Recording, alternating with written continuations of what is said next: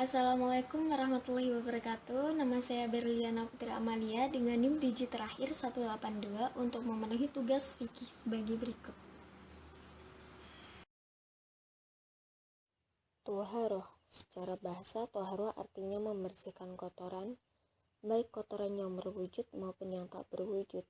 Kemudian secara istilah, toharoh artinya menghilangkan hadas, najis, dan kotoran dari tubuh yang menyebabkan tidak sahnya ibadah lainnya, menggunakan air atau tanah yang bersih. Kemudian yaitu wudhu. Rukun wudhu itu ada 6.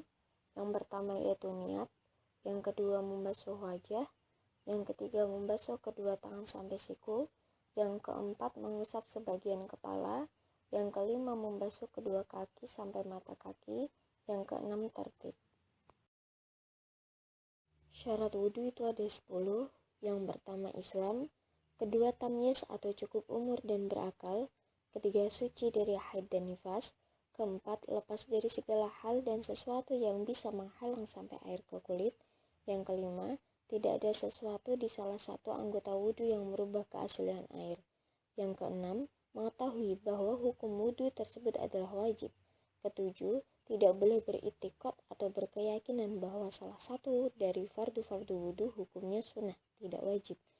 Kedelapan, kesucian air wudhu tersebut.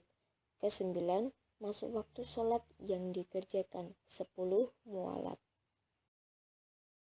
Perkara yang dapat membatalkan wudhu. Pertama, hilangnya akal sebab tidur, kecuali kalau duduknya menetapkan pantat dengan bumi maka tidak batal. Kedua, hilangnya akal sebab sakit, gila, ayan, mabuk. Ketiga, keluarnya sesuatu dari dua jalan. Keempat, menyentuh lawan jenis yang bukan mahramnya tanpa penghalang. Yang kelima, menyentuh farji dengan batinnya telapak tangan. Selanjutnya yaitu tayamum. Rukun tayamum itu ada 4. Pertama niat tayamum, kedua mengusap wajah, ketiga mengusap kedua telapak tangan sampai siku, keempat tertib. Syarat tayamum. Yang pertama, diperbolehkan melakukan tayamum jika benar-benar tidak ada air. Kedua, tayamum boleh dilakukan bagi orang yang sedang sakit. Ketiga, saat kalian berada di daerah yang memiliki suhu air sangat dingin bahkan sampai membeku, tentunya berwudu akan sangat sulit untuk dilakukan. Keempat, jika kalian memiliki persediaan air yang sedikit, maka wudu boleh digantikan dengan tayamum. Kelima, air yang tidak terjangkau. Keenam, sudah masuknya waktu sholat.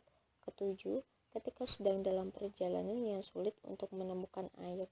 Kedelapan, tayamum diperbolehkan, namun juga harus memperhatikan kebersihan debu dan tanah yang kita gunakan. Perkara yang dapat merusak tayamum. Yang pertama, yaitu setiap perkara yang membatalkan wudhu. Yang kedua, menemukan air. Ketiga, murtad. Dasar hukum wudhu dan tayamum terdapat dari surat Al-Maidah ayat 6 yang bunyinya, Ya ayyuhalladzina amanu idza qumtum ilas sholati faghsilu wujuhakum wa aydiyakum ilal marafiqi wamsahu biru'usikum wa arjulakum ilal ka'bayn wa in kuntum junuban fattaharu wa in kuntum marda aw ala safarin aw jaa'a ahadum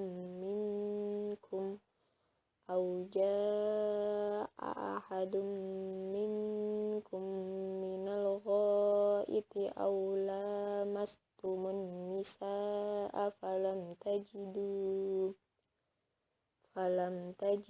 ma'an fatayammamu sa'idan thayyiban famsahu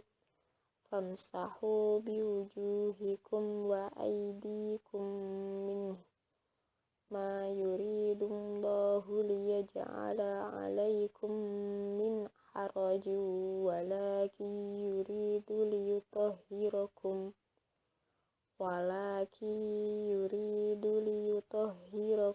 wa liyutimma ni'matahu 'alaikum la'allakum tashkurun. Yang artinya, wahai orang-orang yang beriman, apabila kamu hendak melaksanakan sholat, maka basuhlah wajahmu dan tanganmu sampai ke siku, dan sapulah kepalamu, dan basuh kedua kakimu sampai ke kedua mata kaki.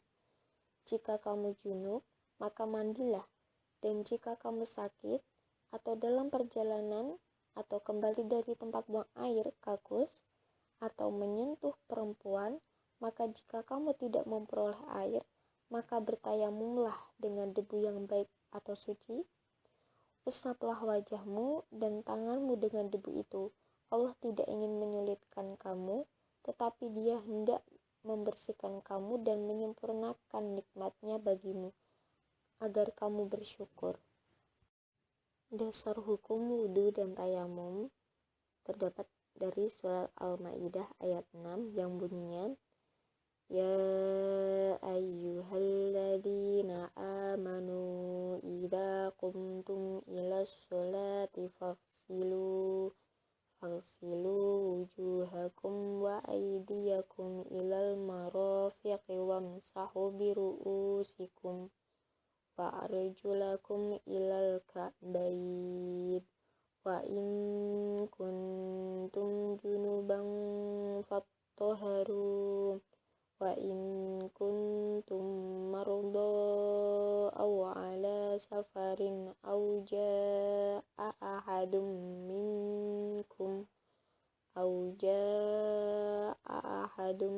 minkum minal ghaiti aw lamastumun nisaa falam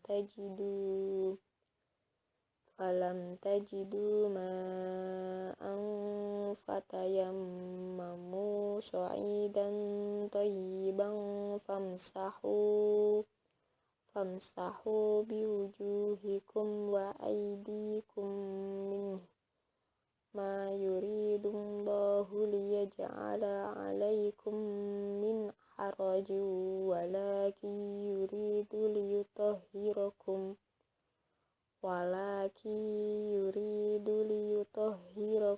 wa liyutimma ni'matahu 'alaikum la'allakum tashkurun.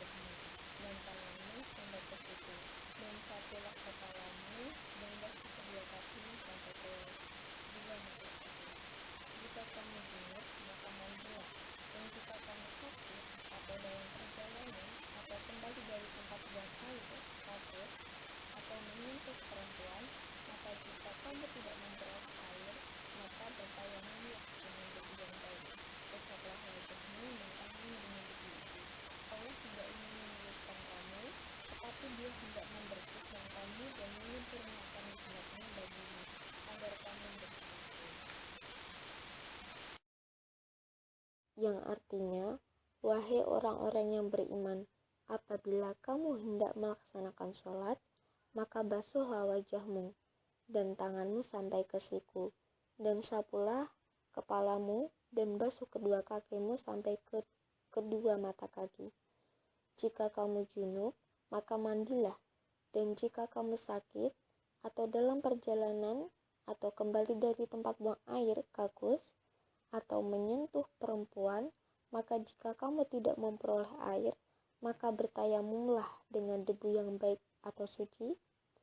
Usaplah wajahmu dan tanganmu dengan debu itu. Allah tidak ingin menyulitkan kamu, tetapi Dia hendak membersihkan kamu dan menyempurnakan nikmat-Nya bagimu, agar kamu bersyukur.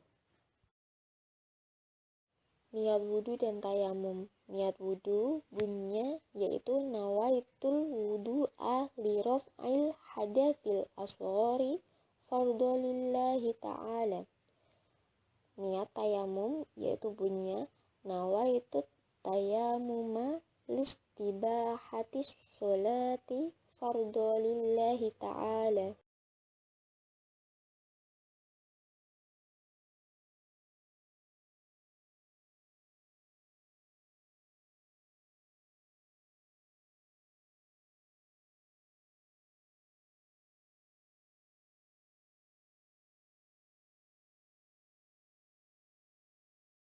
Selanjutnya, sholat musafir.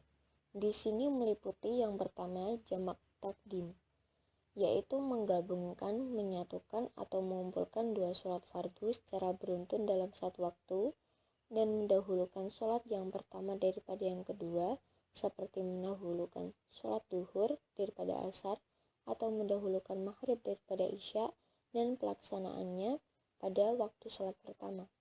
Kedua, jamak takhir, yaitu menggabungkan, menyatukan atau mengumpulkan dua sholat fardu secara beruntun dalam satu waktu dan mendahulukan sholat yang kedua daripada yang pertama, seperti mendahulukan sholat asar daripada duhur atau mendahulukan isya daripada maghrib, dan waktu pelaksanaannya pada waktu sholat kedua.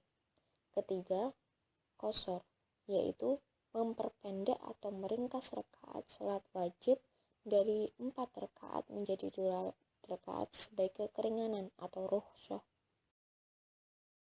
Quran Surat An-Nisa ayat 101 yang bunyinya wa idza darabtum fil ardi falaysa 'alaikum junahun an taqsuru minas shalah in khiftum ayyaftinnakumul ladzina kafaru innal kafirina kanu lakum aduwwan mubina, yang artinya, dan apabila kamu berpergian di bumi, maka tidaklah berdosa kamu mengqashar sholat.